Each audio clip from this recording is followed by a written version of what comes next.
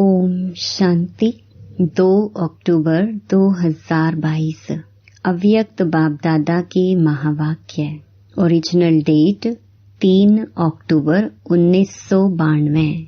ब्राह्मण अर्थात सदा श्रेष्ठ भाग्य के अधिकारी।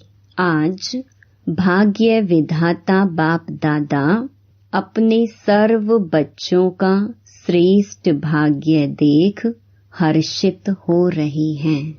इतना श्रेष्ठ भाग्य और इतना सहज प्राप्त हो, ऐसा भाग्य सारे कल्प में सिवाय आप ब्राह्मण आत्माओं के और किसी का भी नहीं है। सिर्फ आप ब्राह्मण आत्माएं इस भाग्य के अधिकारी हो। यह ब्राह्मण जन्म मिला ही है कल्प पहले के भाग्य अनुसार। जन्म ही श्रेष्ठ भाग्य के आधार पर है, क्योंकि ब्राह्मण जन्म स्वयं भगवान द्वारा होता है। अनादि बाप और आदि ब्रह्मा द्वारा यह अलौकिक जन्म प्राप्त हुआ है। जो जन्म ही भाग्य विधाता द्वारा हुआ है, वह जन्म कितना भाग्यवान हुआ। अपने इस श्रेष्ठ भाग्य को सदा स्मृति में रख हर्षित रहते हो। सदा स्मृति प्रत्यक्ष स्वरूप में हो। सदा मन में इमर्ज करो। सिर्फ दिमाग में समाया हुआ है ऐसे नहीं, लेकिन हर चलन और चेहरे में स्मृति स्वरूप प्रत्यक्ष रूप में स्वयं को अनुभव हो और दूसरों को भी दिखाई दे कि इन्हों की चलन में, चेहरे में श्रेष्ठ भाग्य की लकीर स्पष्ट दिखाई देती है। कितने प्रकार के भाग्य प्राप्त हैं, उसकी लिस्ट सदा मस्तक पर स्पष्ट हो। सिर्फ डायरी में लिस्ट नहीं हो, लेकिन मस्तक बीच भाग्य की लकीर चमकती हुई दिखाई दे। पहला भाग्य जन्म ही भाग्य विधाता द्वारा हुआ है। दूसरी बात, ऐसा किसी भी आत्मा व धर्मात्मा, महान आत्मा का भाग्य नहीं जो स्वयं भगवान एक ही बाप भी हो, शिक्षक भी हो और सतगुरु भी हो। सारे कल्प में ऐसा कोई है। एक ही द्वारा बाप के संबंध से वर्षा प्राप्त है। शिक्षक के रूप से श्रेष्ठ पढ़ाई और पद की प्राप्ति है। सतगुरु के रूप में महामंत्र और वरदान की प्राप्ति है। वर्षे में सर्व खजानों का अधिकार प्राप्त किया है। सर्व खजाने है ना, कोई खजाने की कमी है? टीचर्स को कोई कमी है? मकान बड़ा होना चाहिए, जिज्ञासु अच्छे अच्छे होने चाहिए, यह कमी है? नहीं है। जितनी सेवा निर्विघ्न बढ़ती है, तो सेवा के साथ सेवा के साधन सहज और स्वतः बढ़ते ही हैं। बाप द्वारा वर्षा और श्रेष्ठ पालना मिल रही है। परमात्मा पालना कितनी ऊंची बात है। भक्ति में गाते हैं परमात्मा पालनहार है, लेकिन आप भाग्यवान आत्माएं हर कदम परमात्मा पालना के द्वारा ही अनुभव करते हो। परमात्मा श्रीमत ही पालना है। बिना श्रीमत अर्थात परमात्मा पालना के एक कदम भी नहीं उठा सकते। ऐसी पालना सिर्फ अभी प्राप्त है, सतयुग में भी नहीं मिलेगी। वह देवात्माओं की पालना है और अभी परमात्मा पालना में चल रहे हो। अभी प्रत्यक्ष अनुभव से कह सकते हो कि हमारा पालनहार स्वयं भगवान है। चाहे देश में हो, चाहे विदेश में हो, लेकिन हर ब्राह्मण आत्मा फलक से कहेगी कि हमारा पालनहार परम आत्मा है। इतना नशा है कि कब मर्ज हो जाता है, कब इमर्ज होता है।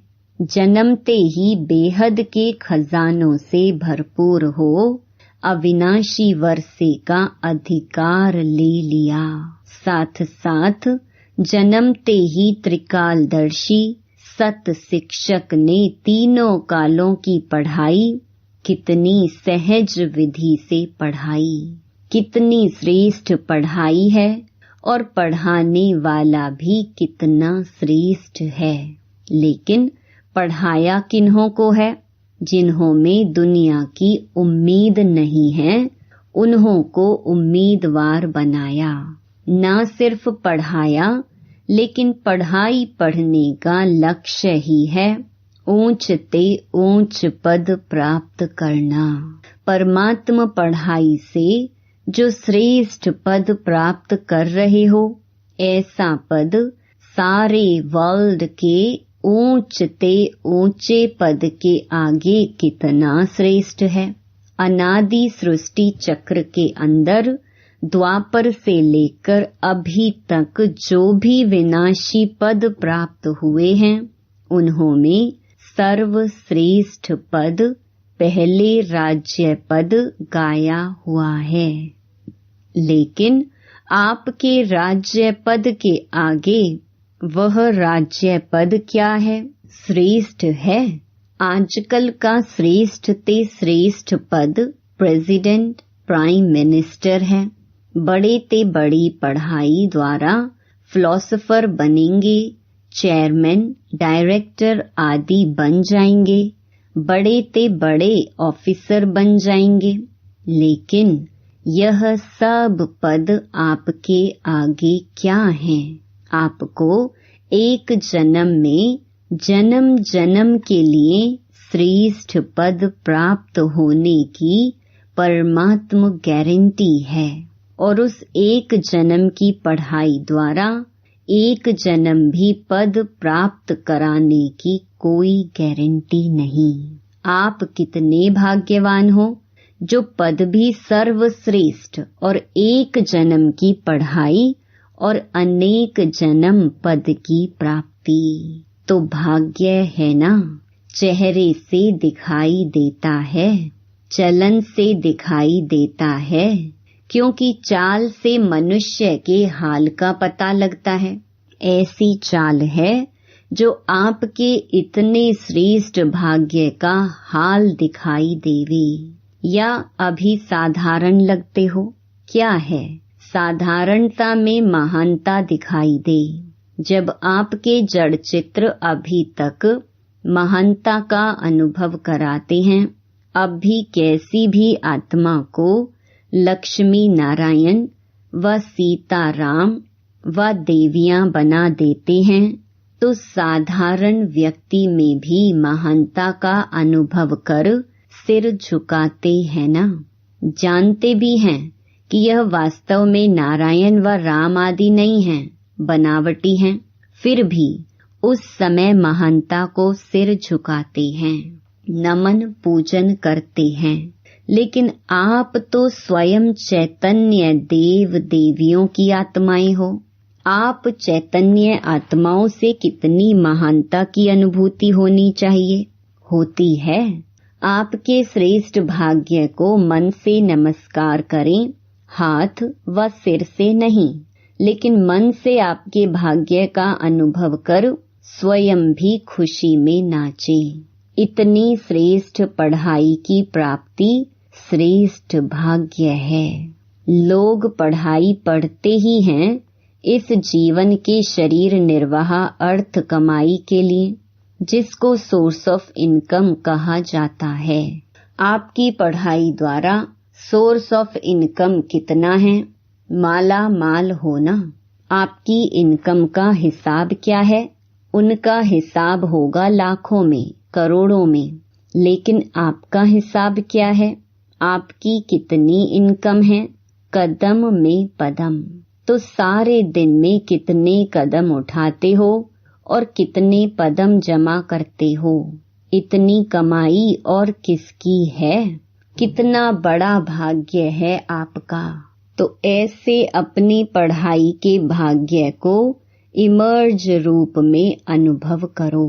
किसी से पूछते हैं तो कहते हैं ब्रह्मा कुमार ब्रह्मा कुमारी तो हैं, बन तो गए हैं, लेकिन ब्रह्मा कुमार व ब्रह्मा कुमारी अर्थात श्रेष्ठ भाग्य की लकीर मस्तक में चमकती दिखाई दे। ऐसे नहीं कि ब्रह्मा कुमार व ब्रह्मा कुमारी तो हैं, लेकिन मिल जाएगा, कुछ तो बन ही जाएंगे, चल तो रहे ही हैं, बन तो गए ही हैं, बन गए हैं या भाग्य को देख करके उड़ रहे हैं। इसमें बन तो गए हैं, बन ही रहे हैं, चल ही रहे हैं, ये बोल किसके हैं? श्रेष्ठ भाग्यवान के ये बोल हैं। ब्रह्मा कुमार और ब्रह्मा कुमारी अर्थात मौज से मोहब्बत की जीवन बिताने वाले। ऐसे नहीं कि कभी मजबूरी कभी मोहब्बत। जब कोई समस्या आती है तो क्या कहते हो, चाहते नहीं हैं लेकिन मजबूर हो गए हैं। भाग्यवान अर्थात मजबूरी खत्म, मोहब्बत से चलने वाले। चाहते तो हैं लेकिन ऐसी भाषा भाग्यवान ब्राह्मण आत्माओं की नहीं है। भाग्यवान आत्माएं मोहब्बत के झूले में मौज में उड़ती हैं, उड़ती कला की मौज में रहती हैं। मजबूरी उनके आगे आ नहीं सकती। समझा? अपना श्रेष्ठ भाग्य मर्ज नहीं रखो, इमर्ज करो। तीसरी बात, सतगुरु द्वारा क्या भाग्य प्राप्त हुआ? पहले तो महामंत्र मिला। सतगुरु का महामंत्र क्या मिला? पवित्र बनो, योगी बनो। जन्मते ही यह महामंत्र सतगुरु द्वारा प्राप्त हुआ और यही महामंत्र सर्व प्राप्तियों की चाबी सर्व बच्चों को मिली। योगी जीवन, पवित्र जीवन ही सर्व प्राप्तियों का आधार है, इसलिए यह चाबी है। अगर पवित्रता नहीं, योगी जीवन नहीं, तो अधिकारी होते हुए भी अधिकार की अनुभूति नहीं कर सकेंगी। इसलिए यह महामंत्र सर्व खजानों के अनुभूति की चाबी है। ऐसी चाबी का महामंत्र सतगुरु द्वारा सभी को श्रेष्ठ भाग्य में मिला है और साथ साथ सतगुरु द्वारा वरदान प्राप्त हुए हैं। वरदानों की लिस्ट तो बहुत लंबी है ना। कितने वरदान मिले हैं? इतने वरदानों का भाग्य प्राप्त है जो वरदानों से ही सारी ब्राह्मण जीवन बिता रहे हो और बिता सकते हो। कितने वरदान हैं लिस्ट का मालूम है? तो वर्षा भी है, पढ़ाई भी है, महामंत्र की चाबी और वरदानों की खान भी है। तो कितने भाग्यवान हो? या छिपा कर रखा है? आगे चल अंत में खोलेंगे। बहुत काल से भाग्य की अनुभूति करने वाले अंत में भी पद्मा पदम भाग्यवान प्रत्यक्ष होंगे। अब नहीं तो अंत में भी नहीं, अभी है तो अंत में भी है। ऐसे कभी नहीं सोचना कि संपूर्ण तो अंत में बनना है। संपूर्णता की जीवन का अनुभव अभी से आरंभ होगा, तब अंत में प्रत्यक्ष रूप में आएंगे। अभी स्वयं को अनुभव हो, औरों को अनुभव हो, जो समीप संपर्क में आए हैं उन्हों को अनुभव हो और अंत में विश्व में प्रत्यक्ष होगा। समझा? बाप दादा आज सर्व बच्चों के भाग्य की श्रेष्ठ लकीर को देख रहे थे। जितना बाप ने भाग्य देखा उतना ही बच्चे सदा अनुभव कम करते हैं। भाग्य की खान सभी को प्राप्त है, लेकिन कोई को कार्य में लगाना आता है और कोई को कार्य में लगाना नहीं आता है। जितना लगा सकते उतना नहीं लगाते हैं। मिला सबको एक जैसा है, लेकिन खजाने को कार्य में लगाकर बाप का खजाना सो अपना खजाना अनुभव करना, इसमें नंबरवार हैं। बाप ने नंबरवार नहीं दिया सबको नंबर 1 है, लेकिन कार्य में लगाना, इसमें अपने आप नंबर बना दिए हैं। समझा? नंबर क्यों बने हैं? जितना यूज करेंगे, कार्य में लगाएंगे, उतना बढ़ता जाएगा। मर्ज करके रख देंगे तो बढ़ेगा नहीं, और स्वयं भी अनुभव नहीं करेंगे तो दूसरों को भी अनुभव नहीं करा सकेंगे। इसलिए चलन और चेहरे में लाओ। समझा क्या करना है? जो भी नंबर आवे अच्छा है। चलो 108 में नहीं तो 16,000 में ही मिल जाए, कुछ तो बनेंगे। लेकिन 16,000 की माला सदा नहीं जपी जाती, कहाँ कहाँ और कभी कभी जपते हैं। 108 की माला तो सदा जपते रहते हैं। अब मैं कौन, यह स्वयं जानो। अगर बाप कहेंगे व और कोई कहेंगे कि आप तो 16,000 में आएंगे, तो क्या कहेंगे? मानेंगे? क्वेश्चन मार्क शुरू हो जाएंगे। इसलिए अपने आप को जानो, मैं कौन। अच्छा, चारों ओर के सर्वश्रेष्ठ भाग्यवान आत्माओं को, सर्व जन्म से प्राप्त परमात्म जन्म अधिकारी आत्माओं को, सर्व बाप द्वारा श्रेष्ठ वर्षा और परमात्म पालना लेने वाले सत शिक्षक द्वारा श्रेष्ठ पढ़ाई का, श्रेष्ठ पद और श्रेष्ठ कमाई करने वाले सतगुरु द्वारा महामंत्र और सर्व वरदान प्राप्त करने वाले ऐसे अति श्रेष्ठ पद्मा पदम, हर कदम में पदम जमा करने वाली श्रेष्ठ आत्माओं को बाप दादा का याद प्यार और नमस्ते। अव्यक्त बाप दादा से पर्सनल मुलाकात। यथार्थ सेवा व यथार्थ याद की निशानी है निर्विघ्न रहना और निर्विघ्न बनाना। सदा अपने श्रेष्ठ भाग्य के गीत स्वतः ही मन में बजते रहते हैं। यह अनादि अविनाशी गीत है। इसको बजाना नहीं पड़ता, लेकिन स्वतः ही बजता है। सदा यह गीत बजना अर्थात सदा ही अपने खुशी के खजाने को अनुभव करना। सदा खुश रहते हो। ब्राह्मणों का काम ही है खुश रहना और खुशी बांटना।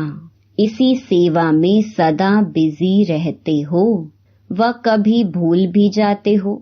जब माया आती है फिर क्या करते हो? जितना समय माया रहती है उतना समय खुशी का गीत बंद हो जाता है। बाप का सदा साथ है तो माया आ नहीं सकती। माया आने के पहले बाप का साथ अलग करके अकेला बनाती है, फिर वार करती है। अगर बाप साथ है तो माया नमस्कार करेगी, वार नहीं करेगी। तो माया को जब अच्छी तरह से जान गए हो कि यह दुश्मन है, तो फिर आने क्यों देते हो? साथ छोड़ देते हो ना। इसलिए माया को आने का दरवाजा मिल जाता है। दरवाजे को डबल लॉक लगाओ, एक लॉक नहीं। आजकल एक लॉक नहीं चलता, तो डबल लॉक है याद और सेवा। सेवा भी निस्वार्थ सेवा, यही लॉक है। अगर निस्वार्थ सेवा नहीं तो वह लॉक ढीला लॉक हो जाता है, खुल जाता है। याद भी शक्तिशाली चाहिए। साधारण याद है तो भी लॉक नहीं कहेंगे। तो सदा चेक करो, याद तो है लेकिन साधारण याद है या शक्तिशाली याद है। ऐसे ही सेवा करते हो लेकिन निस्वार्थ सेवा है या कुछ न कुछ स्वार्थ भरा है। सेवा करते हुए भी, याद में रहते हुए भी यदि माया आती है तो जरूर सेवा अथवा याद में कोई कमी है। सदा खुशी के गीत गाने वाली श्रेष्ठ भाग्यवान आत्माएं हैं। इस स्मृति से आगे बढ़ो। यथार्थ योग व यथार्थ सेवा, यह निशानी है निर्विघ्न रहना और निर्विघ्न बनाना। निर्विघ्न हो या कभी कभी विघ्न आता है, फिर कभी पास हो जाते हो, कभी थोड़ा फेल हो जाते हो। कोई भी बात आती है, उसमें अगर किसी भी प्रकार की जरा भी फीलिंग आती है, यह क्यों, यह क्या, तो फीलिंग आना माना विघ्न। सदैव यह सोचो कि व्यर्थ फीलिंग से परे फीलिंग प्रूफ आत्मा बन जाएं, तो माया जीत बन जाएंगे। फिर भी देखो बाप के बन गए। बाप का बनना यह कितनी खुशी की बात है। कभी स्वप्न में भी नहीं सोचा कि भगवान के इतने समीप संबंध में आएंगे, लेकिन साकार में बन गए तो क्या याद रखेंगे। सदा खुशी के गीत गाने वाले। यह खुशी के गीत कभी भी समाप्त नहीं हो सकते हैं। टीचर्स का अर्थ ही है अपने फीचर्स से सबको फरिश्ते के फीचर्स अनुभव कराने वाली। ऐसी टीचर्स हो, साधारण रूप नहीं दिखाई दे, सदा फरिश्ता रूप दिखाई दे। क्योंकि टीचर्स निमित्त हो ना, तो जो निमित्त बनते हैं वो जो स्वयं अनुभव करते हैं वह औरों को कराते हैं। यह भी भाग्य है जो निमित्त बने हो। अभी इसी भाग्य को स्वयं अनुभव में बढ़ाओ और दूसरों को अनुभव कराओ। सबसे विशेष बात अनुभवी मूर्त बनो। वरदान, जिम्मेवारी की स्मृति द्वारा सदा अलर्ट रहने वाले, शुभ भावना शुभ कामना संपन्न भव। आप बच्चे प्रकृति और मनुष्य आत्माओं की वृत्ति को परिवर्तन करने के जिम्मेवार हो, लेकिन यह जिम्मेवारी तब ही निभा सकेंगे जब आपकी वृत्ति शुभ भावना शुभ कामना से संपन्न, सतो प्रधान और शक्तिशाली होगी।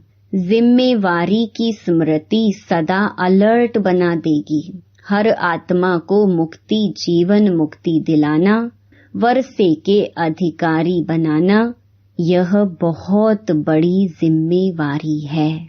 इसलिए कभी अलबेलापन ना आए, वृत्ति साधारण ना हो।